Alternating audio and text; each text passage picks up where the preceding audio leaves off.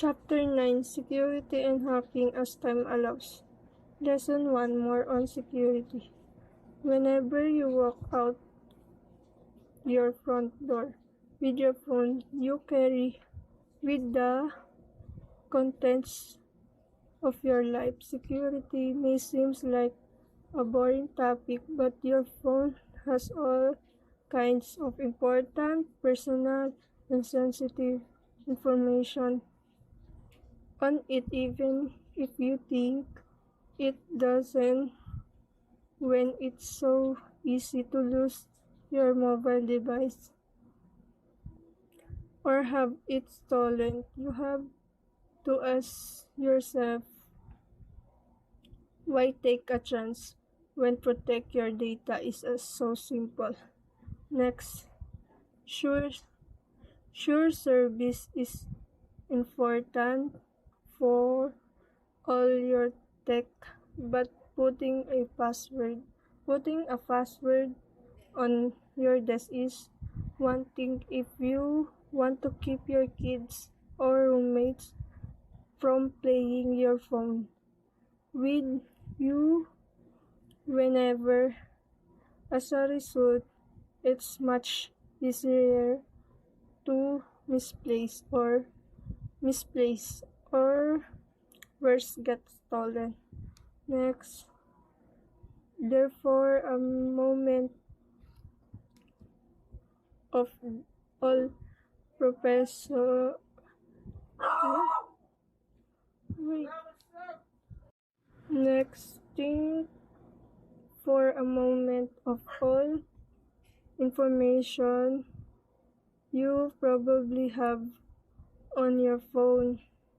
Photos of your family, emails from your boss, texts from your sponsors, not to mention phone number, address, and possibly even password.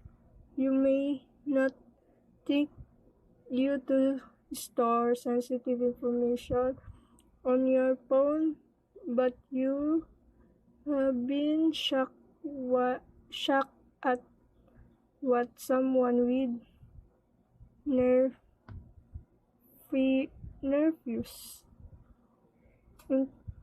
intervention could you do with simple access to your email accounts.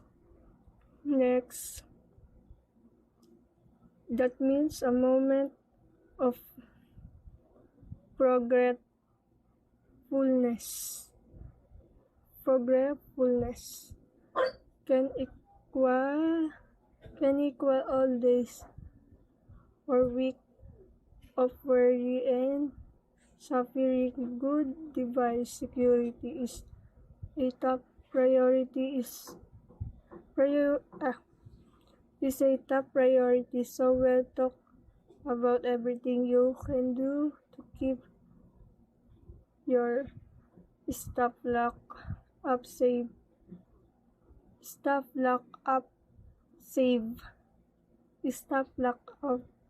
Safe and sound. Next, so with that mind lesson is detected to the many ways you can and every much should secure your phone or tablet. Next, almost everything we talk about in lesson will be in one place. Android security settings. To access them, first head into the settings menu by either pull down the notification shade and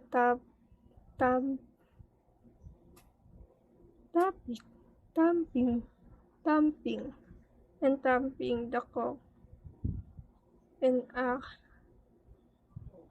icon or jump into the app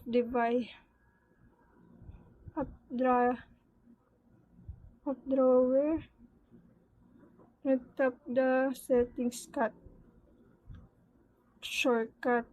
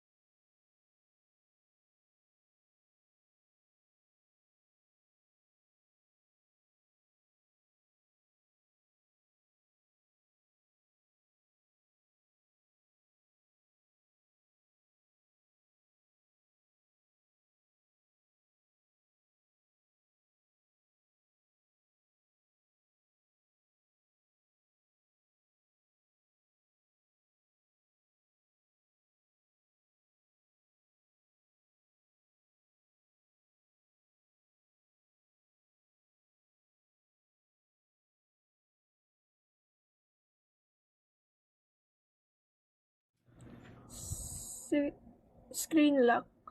Patterns, pins, password, and fingerprint. By default, you can unlock your phone with a simple swipe, but doesn't mean anyone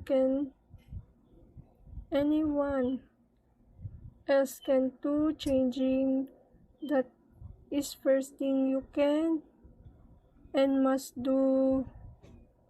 to do. Secure your phone. Yes, they hassle, but they're extremely important, and will show you some ways to make them more convenient we set with after we set up them. Start up. Tap the screen lock option and take a look at the variant of your screen lock you can employ on most modern phone. You can even unlock device with your fingerprints. That's all. Thank you.